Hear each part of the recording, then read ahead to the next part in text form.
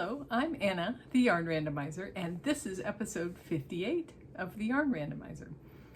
All right, so I'm going to look over here because I'm always checking my notes, but this is a knitting podcast, and welcome to folks who have just stumbled across this, and welcome back to folks who keep coming back and watching. I really appreciate it.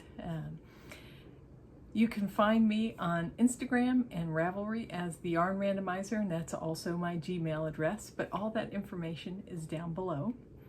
And now, let's see, one of these days I'll actually have a smooth intro where I say all this stuff seamlessly.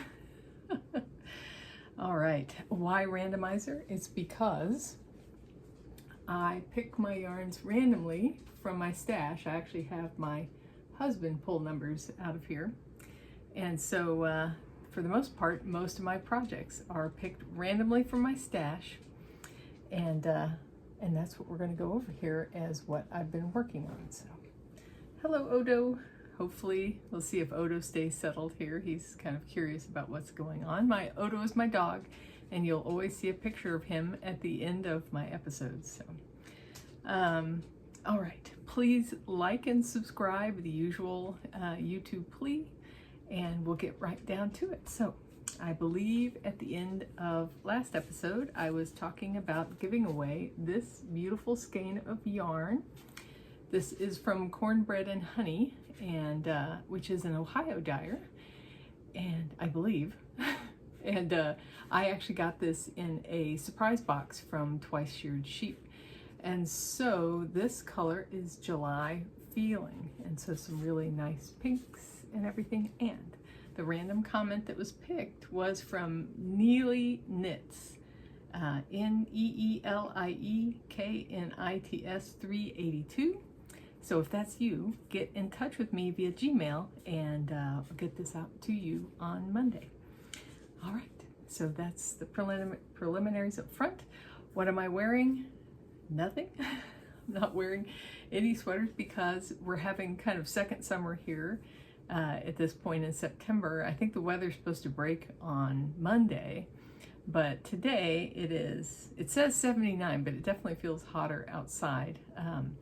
But yeah, and I had just taken my air conditioner out of out recently, and so no air conditioning, so it's a little warm in here, so I'm going to try to stay cool. But yeah, I'm wearing just my Ghost Ranch t-shirt from Ghost Ranch. I'll be heading there in November again for the knitting retreat there. Looking forward to that. But otherwise, not wearing anything. But I do have some finished objects. So I believe last time I said I was going to have my Satima shawl finished.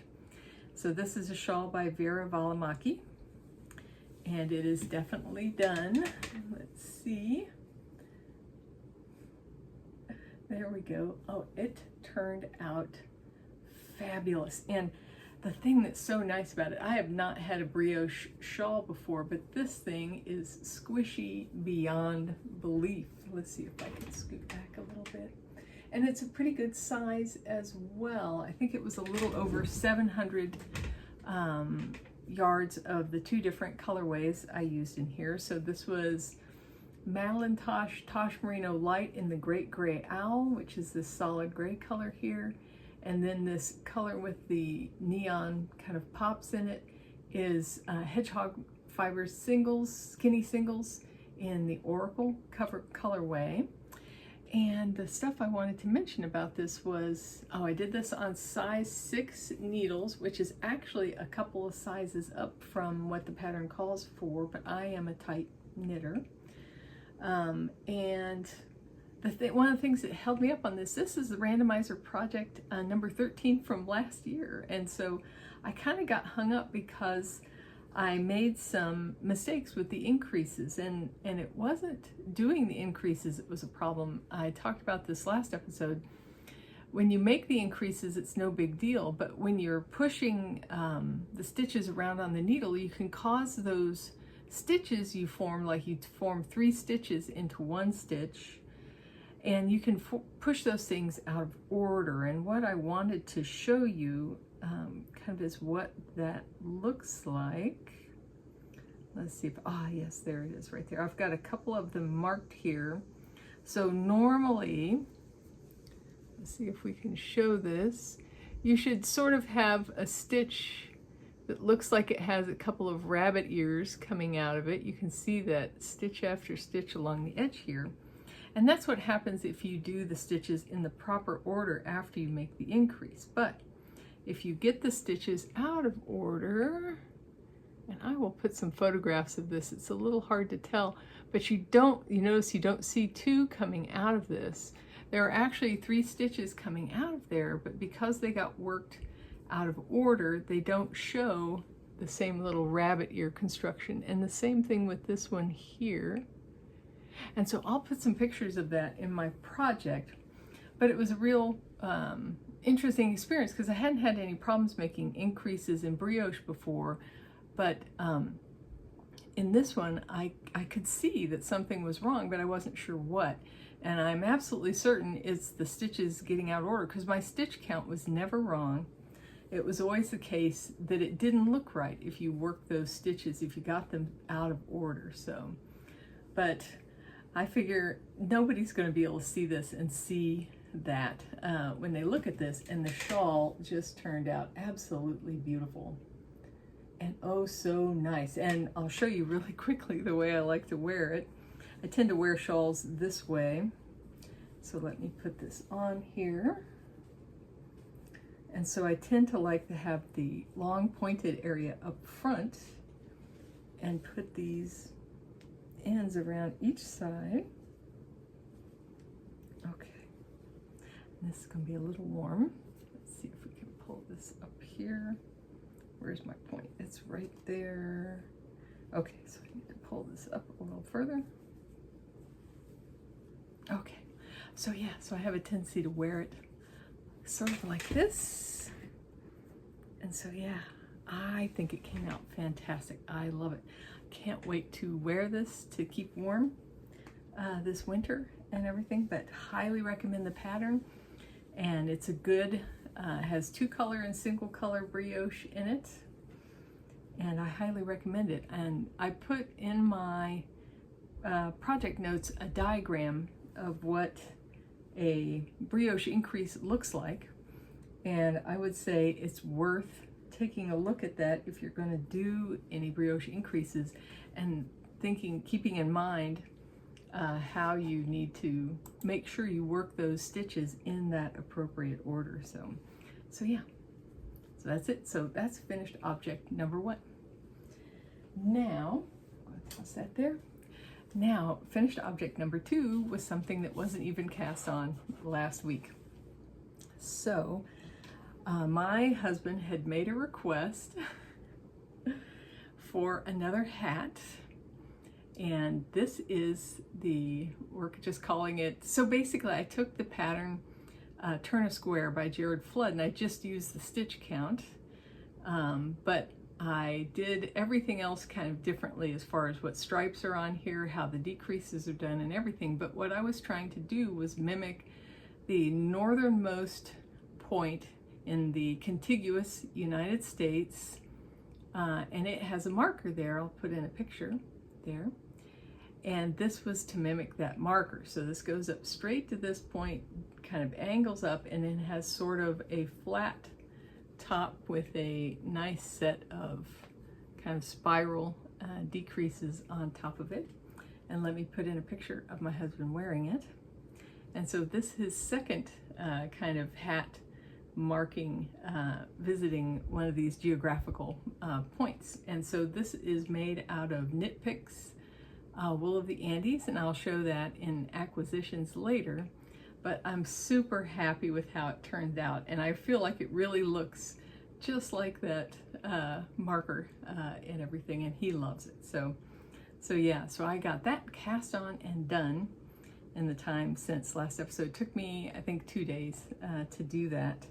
It took a little bit of planning as far as I had to measure the image of the marker and the size of the areas, and I tried to make sure that was completely proportional here to what was on the marker. So it was kind of fun. I've got all the details are in my project, and that'll be linked below and everything. But yeah, that was a fun knit. This, I use the method for trying to avoid trying to do jogless stripes. I don't know. Okay, so yeah, you kind of see it here in this area. They're not completely jogless, but they're not as bumpy as they might be. But yeah, and that's in the pattern. They have a way of doing the jogless stripes and everything. But yeah, ta-da! That's it. I'm so happy with that. So that's the second one. So now we'll have to see. The next goal is to visit the westernmost point in the contiguous United States and get a representation of that marker as well. We're mixed on going to the southernmost point, and so we'll see if we end up doing that someday. But we definitely want to visit the westernmost point and stuff. So yeah. So those are the two finished objects for this episode. Now to move on to works in progress. So I'll bring out the annual blanket. So it continues. Hold on. Oh, and it is huge, and it is definitely hot to work on this. I'm looking forward to the weather cooling off again. Now let's see if I can get this in show. And so one of the things I did want to show right away, see if I can find the evidence of this. I've actually been finishing ends. We'll talk about that a little later. In there, yes, here we go. So I've been weaving in ends. There was a whole clot of ends along here, and those are all gone with the work I've done the past week. And so right now I'm on the stripes on the outer edge, and so you can see the crescents. And now I'm finishing up the first set of garter ridge stripes. I'm getting ready to, I got another half row of this, and then I switch back to the dark green, the main color, and do a couple of rows of knits, and then to the next contrast color for the next set of garter stripes. And so yeah. And so that's making good progress. I've moved this onto, I added another, what they call a 50-inch cord, and it makes you think about how they measured televisions, you know, diagonally. Those cords, you know, they say 50-inch cords, but what they mean is when you add the needles on, you have a 50-inch cord. So I think the cords are really more like 40 inches. So I've got 3 of those quote-unquote 50-inch cords on here now, and I use adapters to attach them to each other. But yeah, it helps me kind of hold out the blanket a little bit more. But yeah, so it's getting there. And yeah, again, it's going to take the next, 3 months and a week or so to finish off these stripes. The last 8 days of the year will be for doing the I-cord cast off. So yeah, but I'm looking forward to getting this one done. I'm really loving how it's turning out. And this one's going to be for my husband and I's bed. I made the blanket I made last year's on the guest bed, and this one will be for ours. So yeah. Oh, look at that mass of blanket. Ooh. All right. And this is done with Lancava Mayaneo that I get from Finished Knits. It's a 75-25 wool, and it is, I got it because 16 skeins of that yarn were needed for this blanket, and so that was a little more economical, which is why I picked it up there. So I highly recommend her website. She's got a lot of great yarn she's bringing in. Yeah, so check that place out. I'll provide the link below. All right, now let's see. Next thing that I have been working on, and I've been working on this one pretty hard too, and that is the sock head cowl. And so I think I'm about 3/5 of the way through. And so this is made of, it's River City Yarns hat trick, and it's for the named for the Minnesota hockey team. Oh, and I'm going to draw a blank on the name of that team again, but oh shoot, whatever. It's like, yeah, I can't remember it now. But it's their team colors, And so I think I've got about 4 more inches to go of the stockinette, and then I'll go back to the ribbing. These skeins are 150 grams, so I'm trying to use up the entire skein when I do this. So I really am happy with how the red blips are just kind of showing up all over the place, and how this is coming out striped. I think it's great. And this will be a Christmas gift for my stepson or his wife they live in St. Paul. And so I think this will be a great, go with the hockey team there, and it'll be a great thing to help keep them warm up there. I sent them a whole care package of hats when they first moved up there, and I always send something warm each Christmas for them. So yeah, and so that's pretty straightforward. It's such an easy pattern. The pattern doesn't call for it to be made this big. This is just me doing it because I like really long tube cowls, so you have a whole bunch to bunch up around your neck, and I will model it when I get this finished so you can see what this will end up looking like. So I think, yep, that's all the details on that. And so set that aside. Now the next thing is so I definitely had a case of Castonitis. I actually was thinking of casting on yet something else this past couple weeks, but I did cast on not just the hat, but I finished that, but I cast on 2 other items as well. So this is Yarn Randomizer project number 17 for this year. So this is the 17th yarn I've picked for this year. And this is the 100 Ravens Iachos in Granny Smith, and you can totally see the color there. And so this is a 100% merino yarn, so I didn't want to make socks out of this, so I thought I'd make another shawl. And since I finished the oh my goodness, Sadama shawl, I thought I'd go ahead and cast on another shawl. And so this one is all garter stitch with lace sections, and even the edging is lace, but it's a garter stitch lace. And I really like that because then I don't have to worry about curling that I don't want at the edges. So yeah, I did do something. Actually, I should show you the right side. This is the right side, although they don't look that much different. The one thing I did do different, they had a, I think a garter tab cast on, and I decided just to do a provisional cast on, and then I'm going to come back to this and then figure out how I want to finish that beginning area off. But I just decided to do the provisional instead. And so I will continue on. I think this is pretty early in the pattern, but right now it just repeats these rows of garter and eyelet rows for a while until it gets to the point where it makes the last sets of rows of lace for the edge.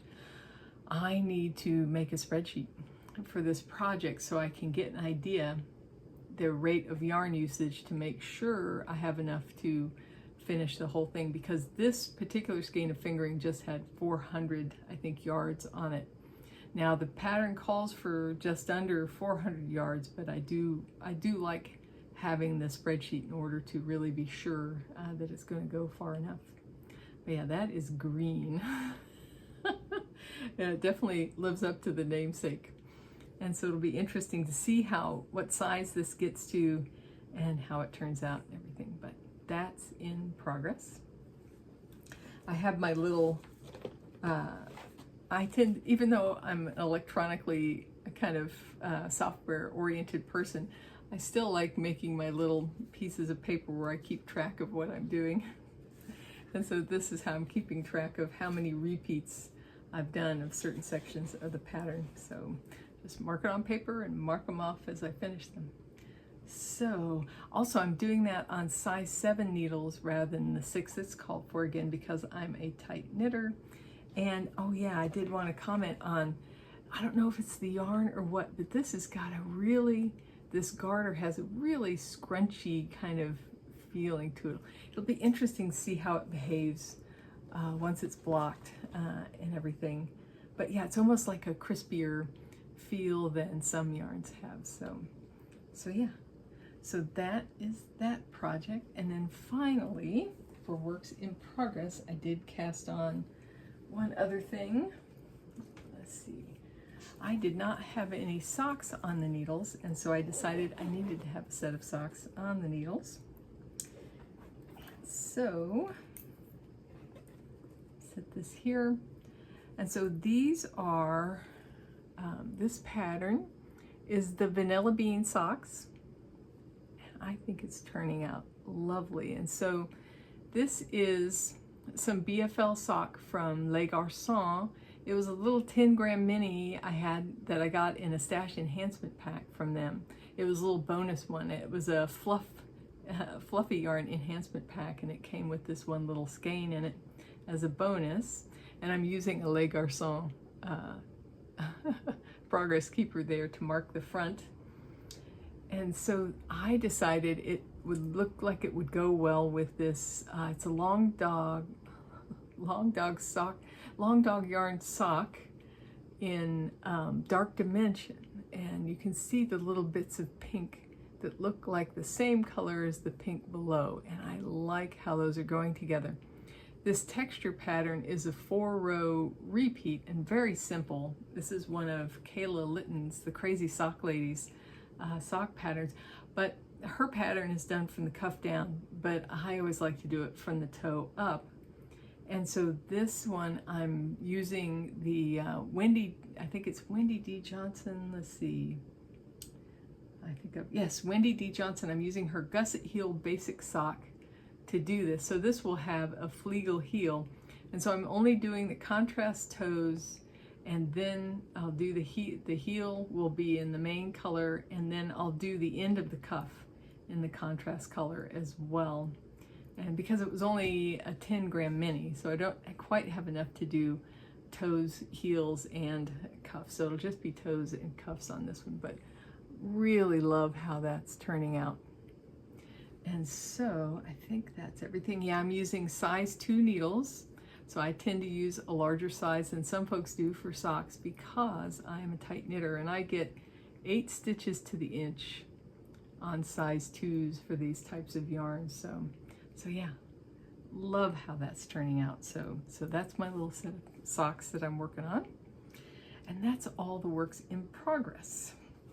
Now, I think last episode, I was haranguing myself about not working on weaving in ends. Well, and I used this Weave In 10 Daily 2025. I'm using that hashtag, but I have been consistently weaving in 10 ends a day since the last time.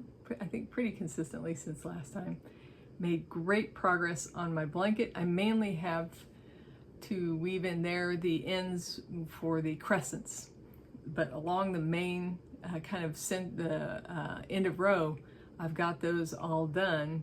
And you'll see ones from the hat here as well as from the shawl are mixed in here. So this is my big bunch of ends that I've woven in. So I highly encourage you to find making it a habit. And I've lost an end somewhere.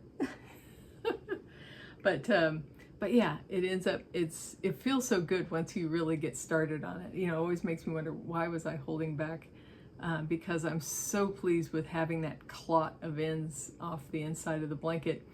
And I love getting the projects finished and blocked so that they're ready to go.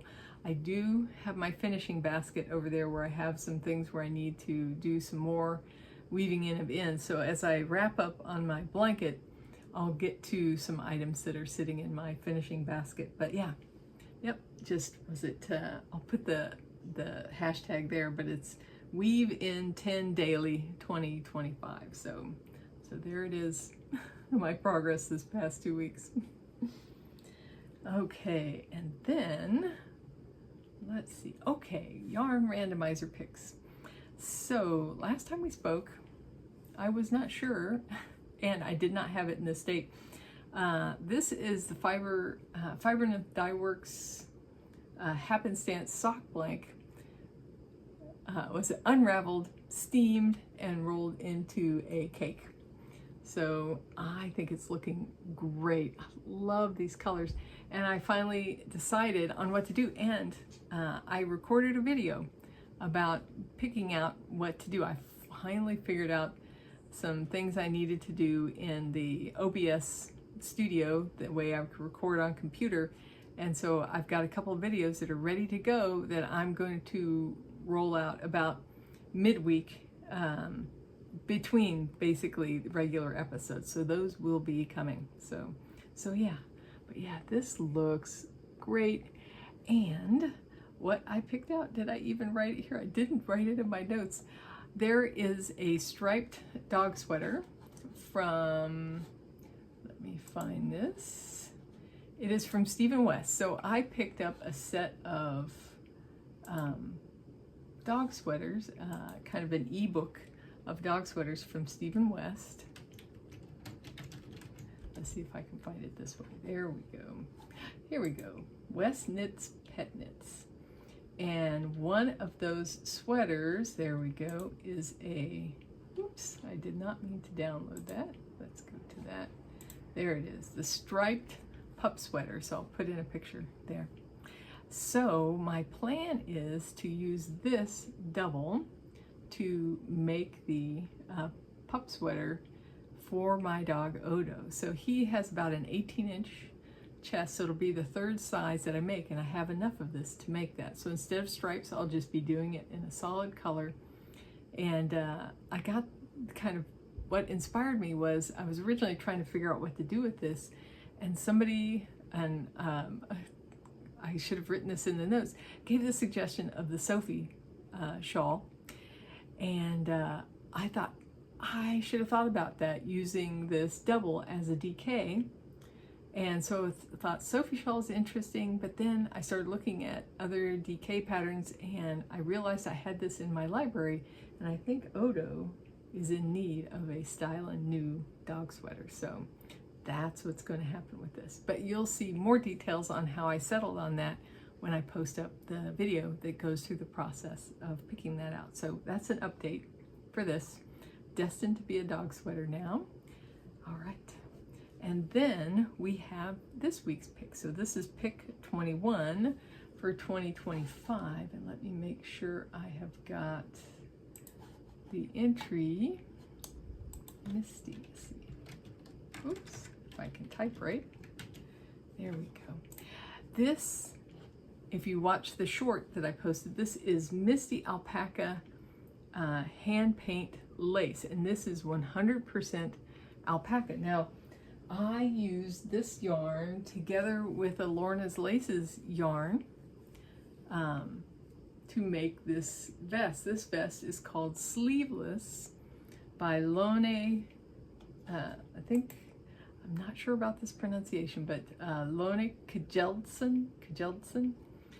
And I really love this vest. It turned out great. And so it used that combination of the Lorna's Laces shepherd sock in, was it, I had ruby, and it was kind of a tonal red, and then I used it in combination with this, which the colorway is Moroccan Spice. And so I think the vest turned out great, and it's got a great feel to it, kind of a drape and everything. So I was going to wear this for this episode, but it's just too hot. So yeah, and so I'll link this below.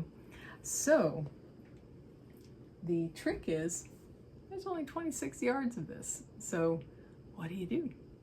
And so actually somebody commented on the video, the short, showing this was my next pick, and suggested some kind of ornament or something, and I thought that was a neat idea. And so I recorded the video also. I'll post both of these when I post them midweek. I recorded the video of kind of looking through patterns and trying to pick something out. And so what I found was a little chicken pattern, really small chicken pattern. Now it means using this yarn doubled. Let's see, there it is right there. And so that pattern is called 3 French Hens by Claire Garland. And so it's a little free pattern, and I thought I will just use this yarn doubled to make one of these little hens, or see how many I can make. But it'll go with my emotional support chicken. I'll just make some little chickens, and those will be something to have around, like as a decoration. I think I'll put them up there somewhere or something, but yeah. And so it'll be a way to use this leftover yarn and do something interesting with it. And I think use double. I think this is really going to be a great color for chickens. I think it'll work out really well. So yeah, so that's what I'm going to do with it. But I'll put up the video because there were some other interesting possibilities as well that you can take a look at. So yeah, but yeah, 3 French hens is what I'm going to make with this. So yeah, so that's random pick number 21 for this year. And that was actually, I have a little coin. It was yarn 315 in my spreadsheets. Now let's see where we're at. All right. So acquisitions. So the only acquisition that happened was some yarn that I'd ordered from Knit Picks. Ta-da! It came in, and this is all wool of the Andes, and so this is going to end up counting against me, but at least I've already used some of it. But yeah, so these were the colors that I picked out for the marker, and they turned out great. And now there's been a request. I told him I had enough to make something else, and I said I could maybe make socks, but he said he'd be interested in having mittens made out of that. So I think there'll be a pair of mittens that'll be a Christmas gift made out of what's left of that yarn. We'll see how much I can use up. So yeah, so that acquisition, and also one I forgot to, actually, I'm trying to think, did I get this at the same time? I got, no, I think I got this with something I ordered from the acquisitions last time and forgot to mention it. I picked up the Spring Doodle card deck. Let's see if I can show that. And so it's a bunch of cards of color stitch work, and I have the basic set of their stuff, and so you get a bunch of examples of different kind of color work motifs. And so I like the idea of these because, in part, I like the idea of eventually doing something where I do pick randomly from these cards to do, like, say, a cowl or something like that, or hat. So we shall see, but I have picked these out. I do have some yarn in my stash I think that would work well for this kind of approach. So we'll see at some point. Not only will I be picking the yarn randomly, but I'll be picking the actual pattern, repeat the color work randomly as well. So we'll see how that works out. All right, so those were my only 2 acquisitions. We'll talk about how I'm doing as far as stash management at the beginning of the first episode for October. But if you've waited till here, I forgot to mention it, but I do have a skein of yarn that will be going out to someone here. And so this is Laughing Cat fiber. Now, she used to be an Ohio dyer, but she's in Kentucky now. And this is her colorway called Interstellar. And you'll see some dark colors in there, a lot of purples and blues, and great speckles in there and everything. And it's even got a little stitch marker with it as well. And so I think if you're interested in this, you'll want to comment that includes the word interstellar. And so let's see, I don't know if you can see that spelling there, but yeah, mention interstellar in your comment, and that'll put you in the running for getting the skein. Now remember, do not mention giveaways. That brings the scammers in. So far we've been very fortunate. We haven't had any scammers show up. I'm probably not high enough profile as far as number of subscribers for that just yet, but yeah. But the longer we keep them away, the better. But yeah, so yeah, it's just give me a comment about Interstellar, and there we go. You can have a chance at this. And so the other thing I wanted to talk about was the channel income is up to $381.33. I know this pales in comparison to the bigger channels and everything, but you know, it's a little bit that comes in. And so I am absolutely certain that we will have, by the second episode in October, I'll have enough to do another local yarn shop giveaway. So stay tuned for that. So what I did last year around this time was I gave away a $100 gift certificate to the local yarn shop for whoever was picked randomly from the comments, and I just had people mention the local yarn shop. So that will happen again, I believe, second episode in October. So I'm looking forward to being able to do that. Next, after that, we'll be building up another 100 for a charity. So yeah, so that's going well. So I think we're down to doing a video favorite. And so this week I thought I'd talk about the video channel Heavy Spoilers. Now, this is a channel that goes into detail on movies and TV series and that kind of stuff, streaming series. And what I'm going to link is their video about the breakdown of the movie Arrival. Now, Arrival from 2016 is one of my favorite, if not my favorite, science fiction movie, because it just does, it's such a beautifully done movie, really great science fiction, and really emotional, very, the best science fiction illuminates our humanity, that shows what it means to be human, and this movie really does that in a very powerful way. And so I was rewatching his wrap-up and got teary-eyed at the end of it, thinking of the end of the movie again. And yeah, really worth watching if you like science fiction at all. So keep in mind, if you watch this link, this video, if you haven't seen the movie, it definitely contains spoilers. That's why it's the Heavy Spoilers channel. And so one of the things about this channel is it's, you know, it's a good example of his channel and what they do. Although this one just has his voiceover. The current ones, you see him in a lot of the videos because he was having trouble with copyright complaints. And so instead of like just showing clips from the movie, now he does talking about it and then shows bits. And so that way there can't be, it's fair use and stuff better. It's easier to deal with on the fair use thing. But one thing I did want to say is he's a little cheeky, a little sarcastic. There's funny stuff thrown in, so he's a lot of joking around, but he really does get into heavy duty details, things that you might not have noticed or that kind of stuff. And sometimes he talks about reach, you know, where they're trying to make a connection between things, which might be a little bit of a stretch.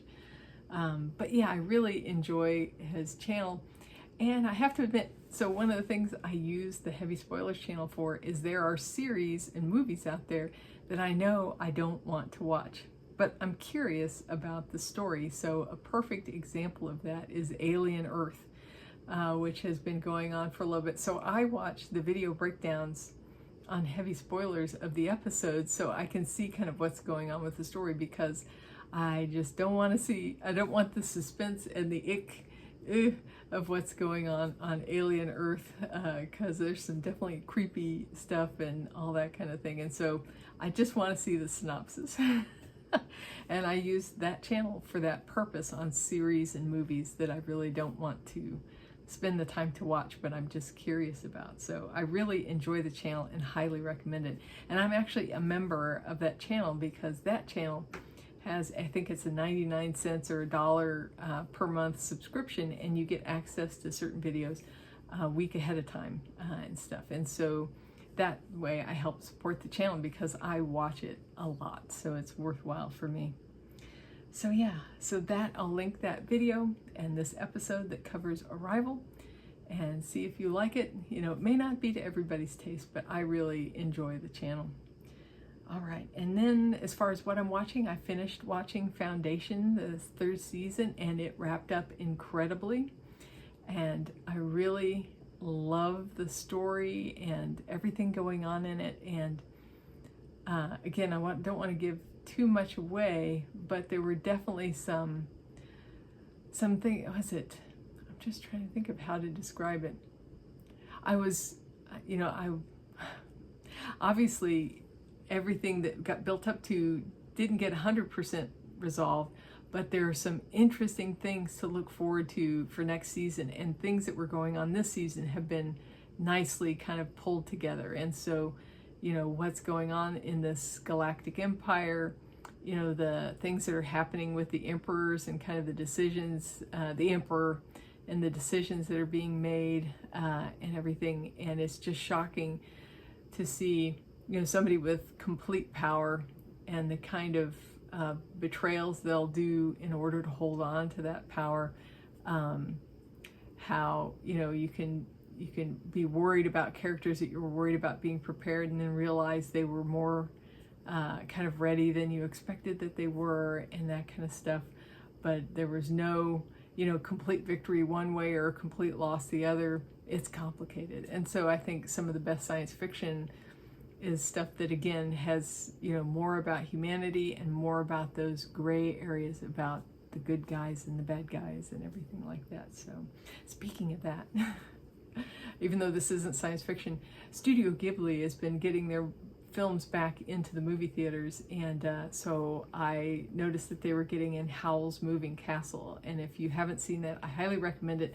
I'm going to go see it with my husband on Tuesday. I've seen it plenty of times, but I love that movie, and so we'll be going to see it in the movie theater on Tuesday, and I'm looking forward to that. So let's see. And so Peacemaker is also still being as outrageous as ever. We're halfway through the season, and again, not to everybody's taste. It's pretty over the top, but I really enjoy it. And then I recently re-upped my kind of signed back on to Netflix because I wanted to watch some series that I've liked in the past, and so I caught up on the latest season of Love, Death, and Robots. And so I love these little short anthology type series where there's different stories. It's not one, you know, continuous story, but little independent stories. Some are animated, some are live action, and that kind of thing. And there's some funny ones in there, some dramatic ones in there, and I just always enjoy the ideas at play and the kind of inventiveness that comes out of those types, where you're not constrained to make, you know, some huge long story, but you can tell something kind of self-contained and short. And yeah, they do. I really enjoy that series.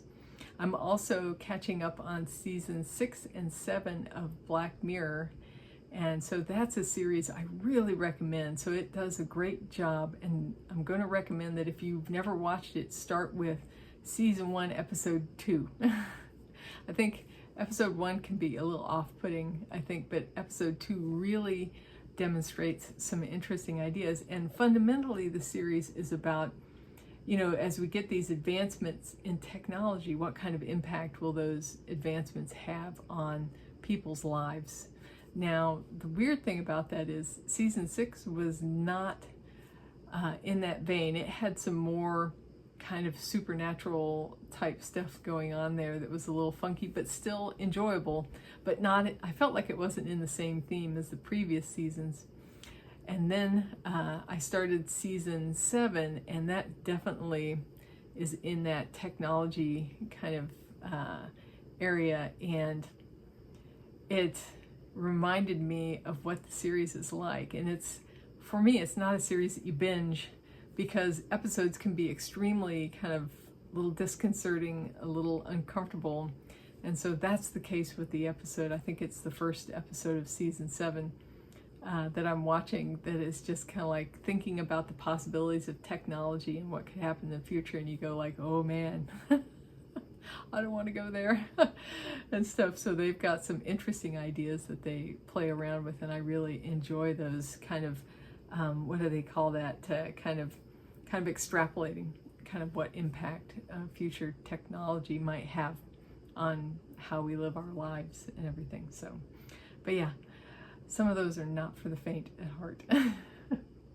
Okay, and then let's see. Oh, I'm continuing to listen to, this is Finn J.D. John, his going through all of the Robert E. Howard Conan stories. And I love how he gives context of when they came out and everything, and I'm really enjoying the reading of those stories. what's the funniest thing about it is sometimes him doing feminine voices is a little funny, you know, a little stereotypical at times, but still, they're really enjoyable to listen to. But yeah, it's been great to listen to these stories because I read all the Conan stories when I was a young teenager, like 13, 14 years old, and I loved those stories. And listening to them again is a reminder of why I like them so much, because everything is so vividly described, and just really a great combination. There's always this combination of elements that are in the stories, with Conan at the center, but you know, usually there's usually a damsel in distress, or maybe not in distress in some, and then some supernatural element and that kind of thing. And so they're really enjoyable stories, and just for the richness of the description and the kind of picture you can make out of what you hear described and everything, and really interesting hero in there. But yeah, highly recommend those. And then what I'm playing is I'm still playing World of Warcraft and with my brother, the anniversary edition. And I'm playing Peak with my sons, although I missed this past Monday because I had to take Odo, my dog, to kind of an urgent vet appointment. He was not feeling very well. And so he's been getting pampered with what the vet recommended us do was feed him a mixture of boiled chicken and a sweet potato to help settle his stomach and kind of what was going on. And he's been more than happy with that. And he seems to be feeling a whole lot better, so he's doing okay. I suspect he picked up something and ate something he shouldn't have when we were at work.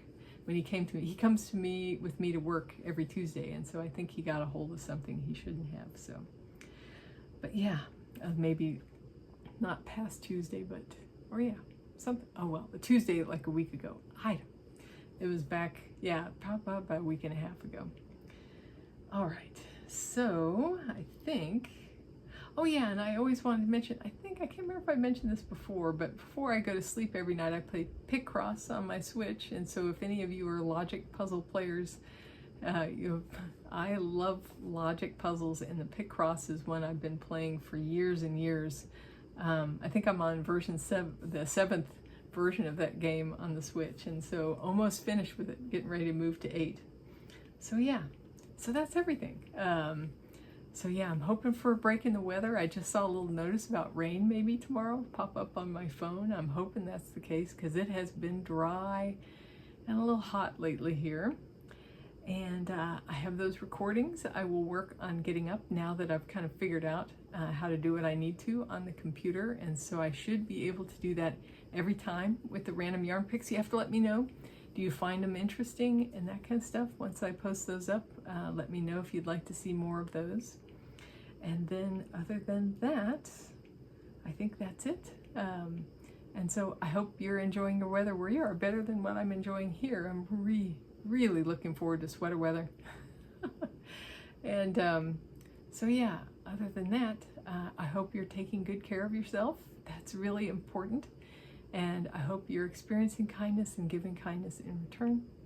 And I really do hope you're enjoying your knits.